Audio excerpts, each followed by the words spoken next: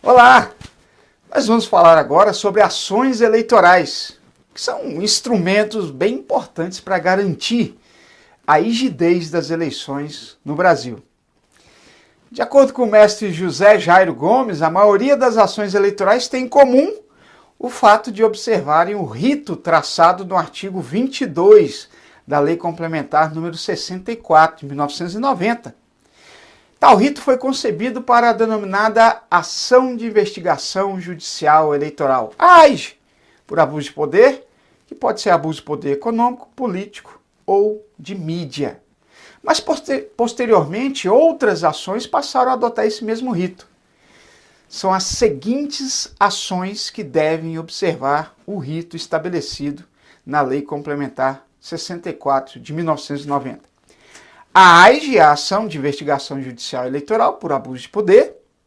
Também a ação por captação ou gasto ilícito de recursos para fins eleitorais, que está previsto lá no artigo 30A da Lei 9.504 de 97, a Lei das Eleições. E também a ação por captação ilícita de sufrágio, prevista nessa mesma lei, lá no artigo 41A. Ainda, ação por conduta vedada a agente público, prevista na Lei das Eleições, no artigo 73 e seguintes. Como a gente disse aqui, essas ações apresentam importância primordial no direito eleitoral, pois são ações como instrumentos principais de discussão da ocorrência de abuso de poder nesse processo eleitoral. Agora vamos falar um pouquinho das ações em espécie. A primeira delas é exatamente a AIJ, Ação de Investigação Judicial Eleitoral. O artigo 19 da Lei Complementar número 64 de 1990, a chamada Lei das Inelegibilidades, determina que se apurem as transgressões pertinentes à origem de valores pecuniários, o abuso de poder econômico ou político em detrimento da liberdade do voto. Essa é a disposição do artigo 19 da 6490. Mas e quanto à causa de pedir da AIJ?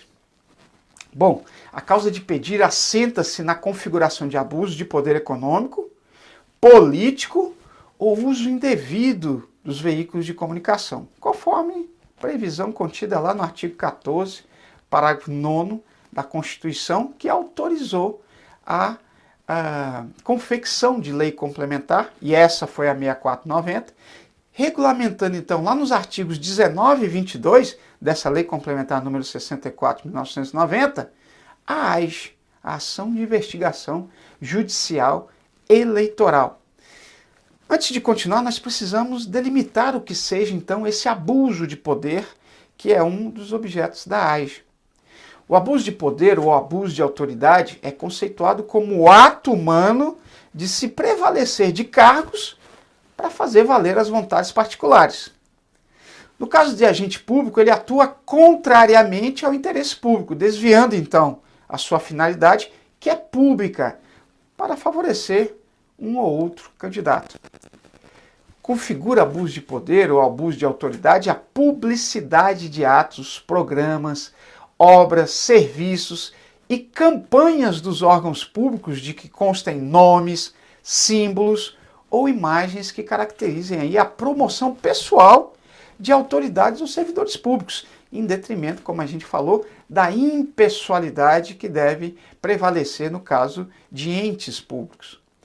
A publicidade dos atos, programas, obras, serviços e campanhas dos órgãos públicos deverá ter caráter educativo, ou então um caráter informativo ou de orientação social. É isso que está lá na nossa Constituição, no artigo 37, parágrafo 1º.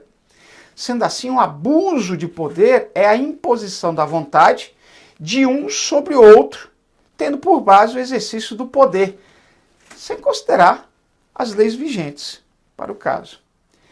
O TSE, Tribunal Superior Eleitoral, exige, para que fique comprovado o abuso de poder, provas concretas e indiscutíveis sobre os fatos denunciados como abusivos. Não é qualquer situação que vai gerar o abuso de poder e, concomitantemente, a cassação de um mandato. Essa prática do abuso de poder deve ser dividida em abuso de poder de autoridade ou abuso de poder político, e também o abuso de poder econômico. Nas eleições, são condutas ilícitas praticadas nas campanhas eleitorais e que conduzem à inelegibilidade do candidato por 8 anos, como a gente viu. Está lá, previsto na Lei Complementar número 64, de 1990, trazida pela Lei Complementar 135 de 2010, a chamada Lei da Ficha Limpa.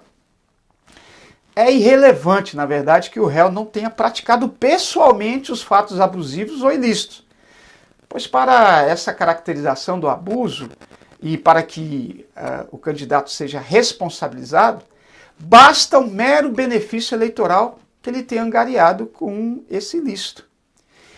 É preciso que o abuso de poder seja relevante, ostentando aptidão para comprometer a lisura, normalidade e legitimidade das eleições, pois são esses os bens jurídicos tutelados pela ação AIJ.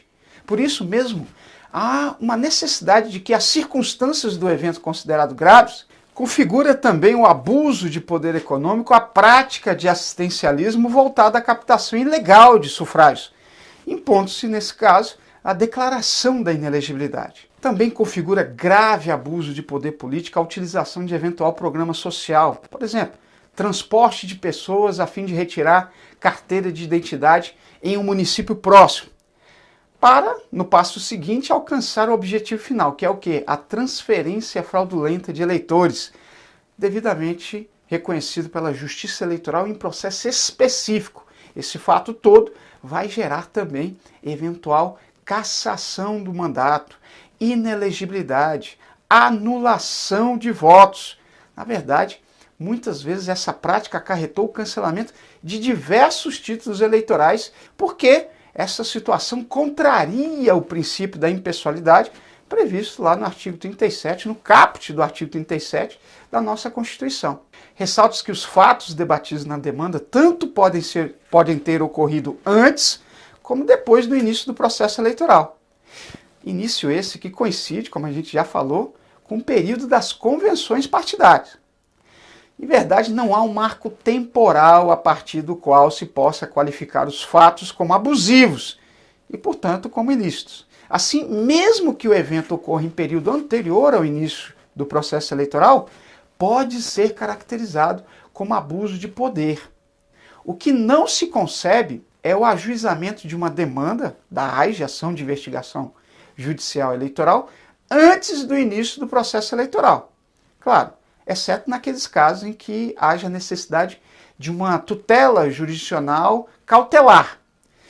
Mas por que não se permite esse ajuizamento antes do início do processo? Primeiro porque o bem que se visa salvaguardar aqui é o próprio processo eleitoral, e cujo início se dá, como já falamos, com o evento convenções partidárias. Depois porque é com as convenções que se adquire o status de pré-candidato.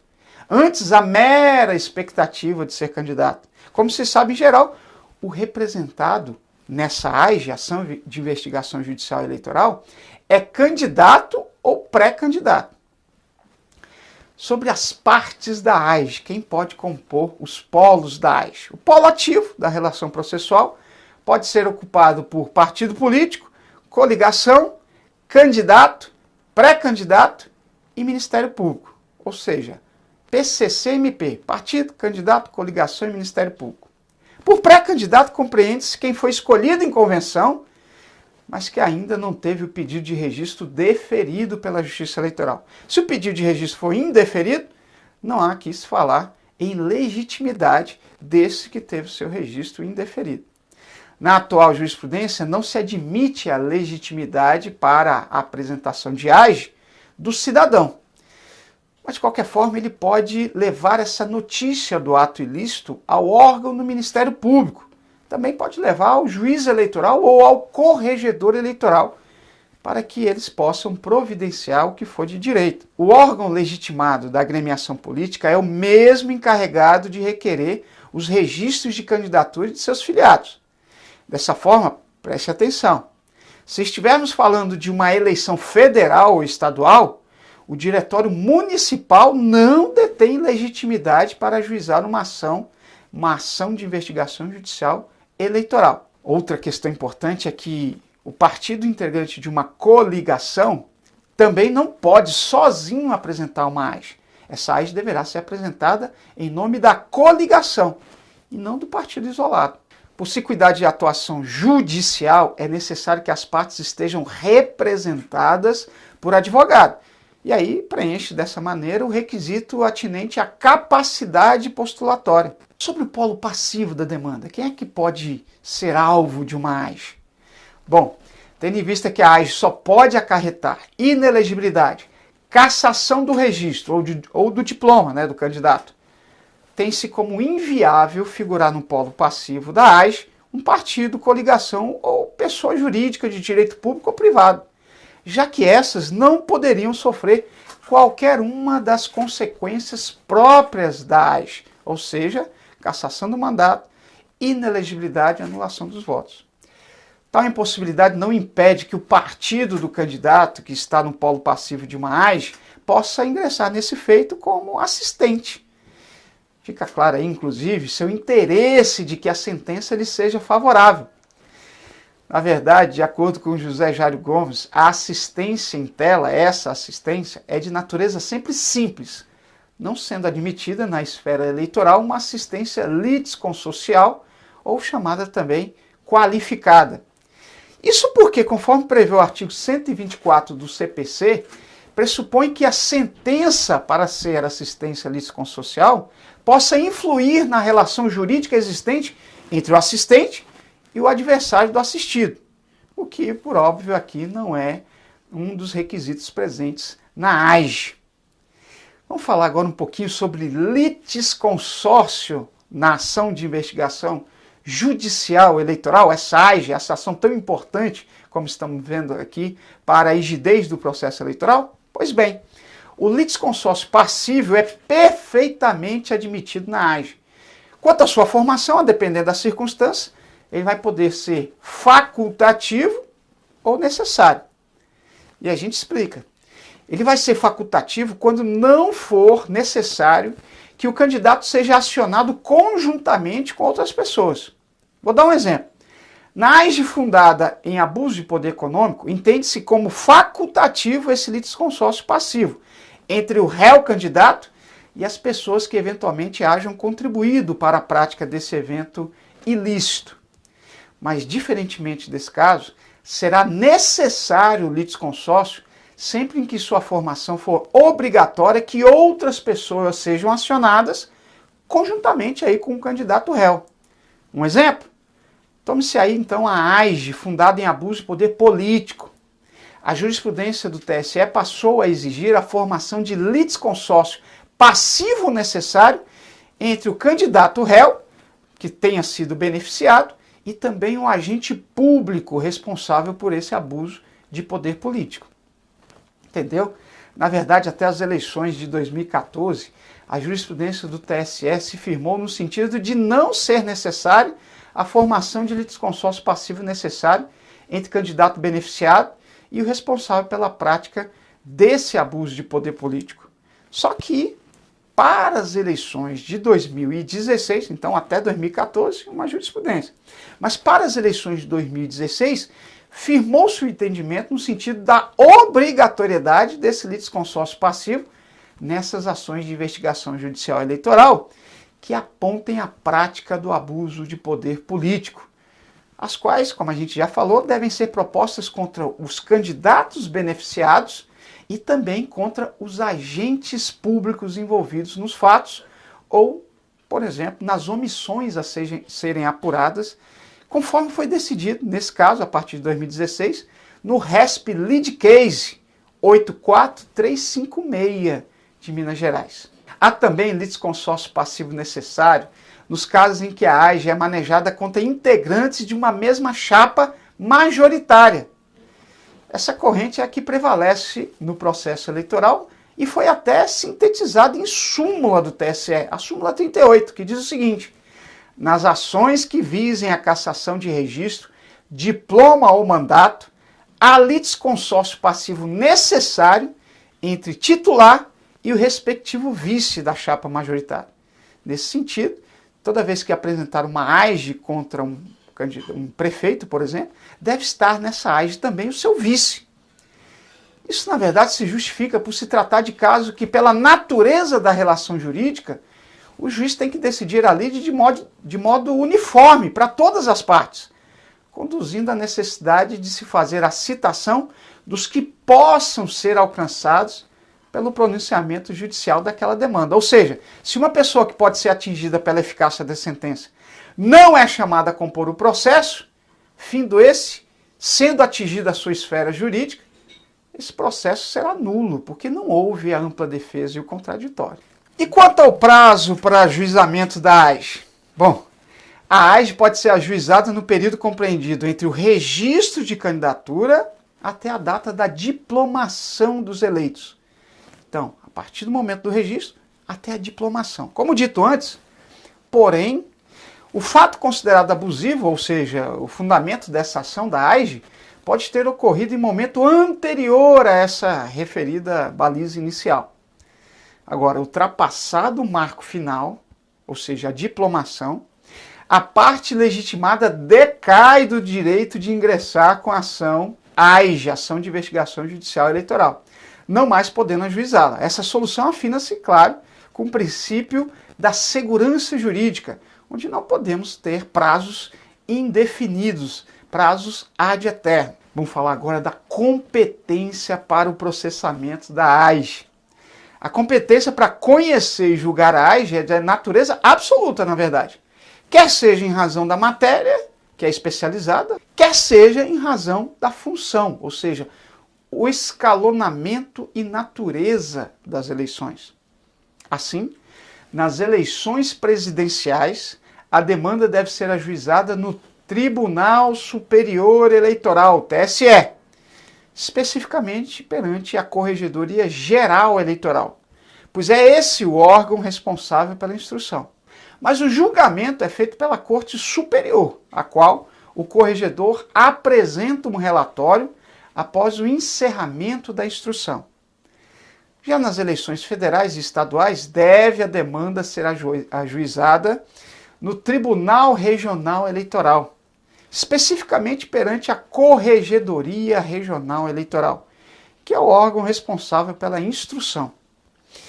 O julgamento é afeto à Corte Regional, a qual o corregedor apresenta relatório após o fim da instrução. Por fim, falando das eleições municipais, não ocorre, como acontece no caso do TSE e do TRE, a separação de um lado quanto à instrução e de outro quanto ao julgamento. Isso porque, no caso das eleições municipais, ela é toda concentrada nas mãos do juiz eleitoral.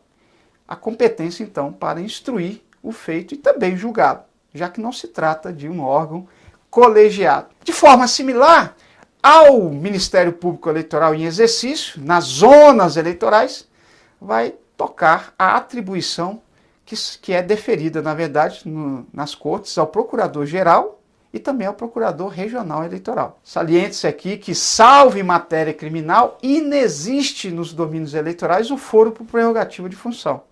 Dessa forma, nas eleições municipais, a competência na AIGE segue sendo do juiz eleitoral, apesar de o representado receber diploma de prefeito.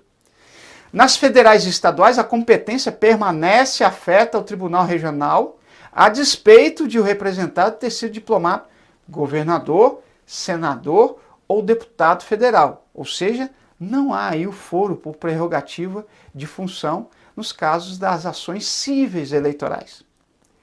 Vamos falar um pouquinho aqui da citação e defesa na AIGE. Quanto à forma, a citação deve ser pessoal, que não dá margens a dúvidas, pois estabelece que, ao ser notificado do conteúdo da petição, deve o representado receber a segunda via apresentada pelo representante com as cópias dos documentos. Essas cópias que vão acompanhar essa notificação.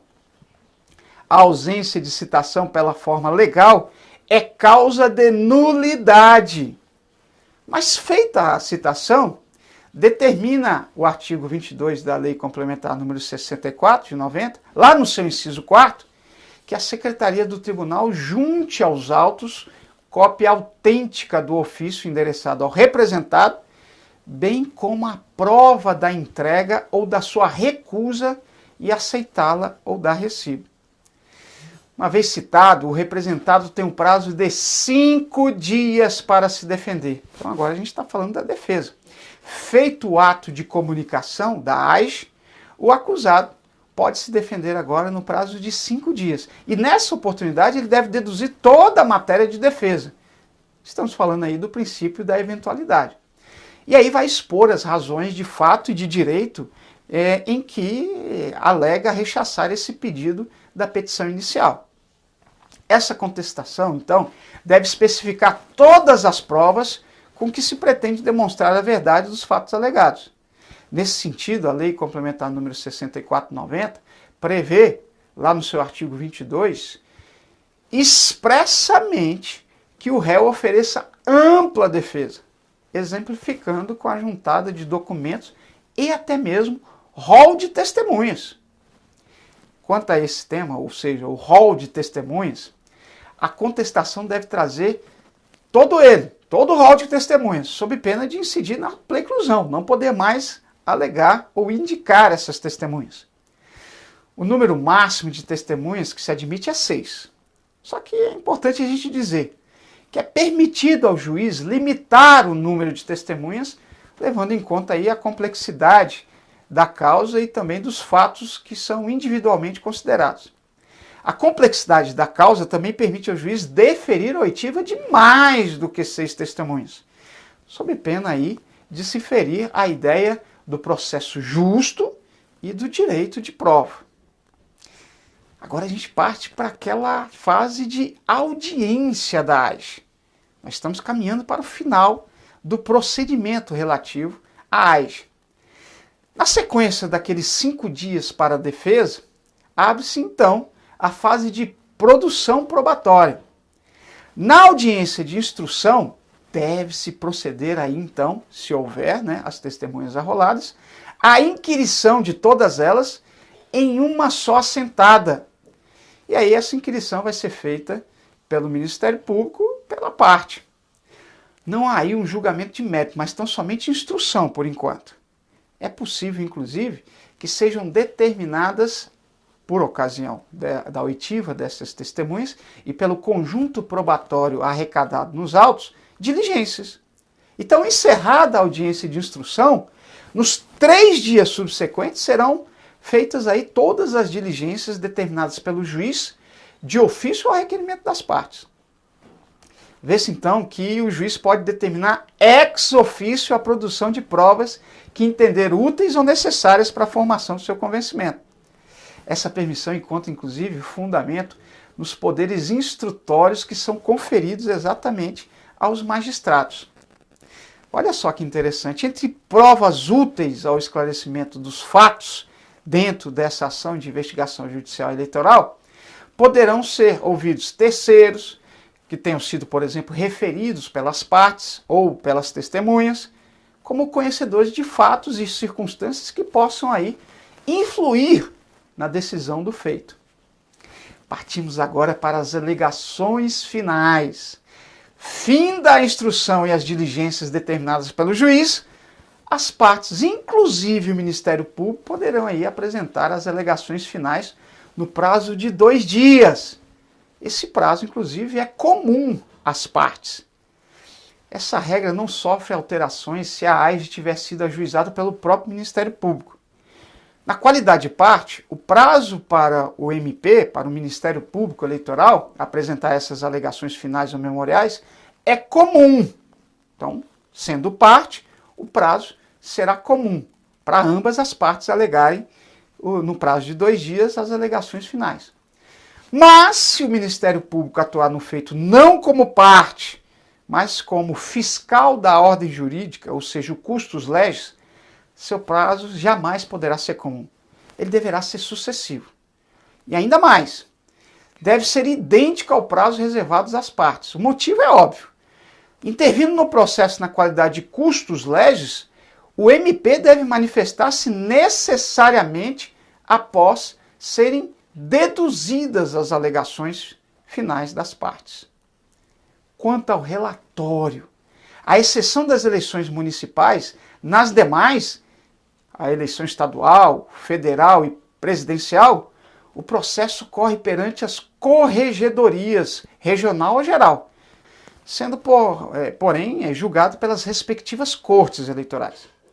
Assim, terminada a fase de alegações finais das partes, os autos são conclusos ao corregedor. Esse, por sua vez, não pode julgar monocraticamente a causa, mas ele produz um relatório conclusivo sobre o que houver sido apurado. Esse relatório, que deve ser assentado em 3 dias contados da conclusão, deve ser encaminhado então ao órgão competente, juntamente com os autos da representação, para que haja a inclusão da AIS na pauta e julgamento pelo colegiado, pelo órgão colegiado do tribunal, seja o TRE, seja o TSE. E aí a gente entra no julgamento em si.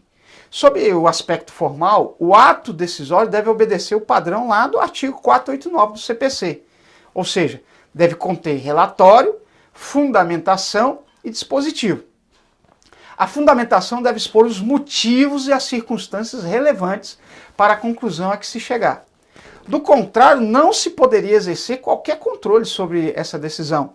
Incide aqui o princípio da persuasão racional do juiz, de sorte que, para formar sua convicção, o órgão judicial goza de liberdade para apreciar todo o acervo probatório constante dos autos, independentemente de quem tenha promovido a prova. Deve, porém, limitar-se aos fatos e às circunstâncias debatidas no processo, sob pena, claro, de violar o contraditório. E aí a gente parte para a possibilidade da anulação da votação. O artigo 222 do nosso Código Eleitoral dispõe ser anulável a votação sempre que viciada por abuso de poder econômico ou político, ou então por emprego de propaganda ou meio de captação de votos vedados, entre outras coisas.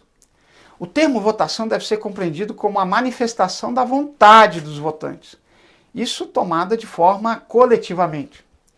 Então a ocorrência de abuso de poder compromete as eleições, afetando, claro, sua normalidade e a sua rigidez. Por razão disso tudo, os mandatos resultantes dessa eleição fraudada, dessa eleição ilícita, devem ser cassados por falta de legitimidade.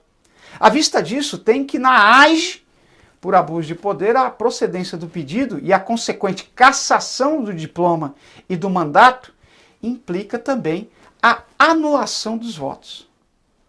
Nós falamos de AIGE, mas eu já te convido para as próximas aulas falarmos de outras ações eleitorais. Até lá!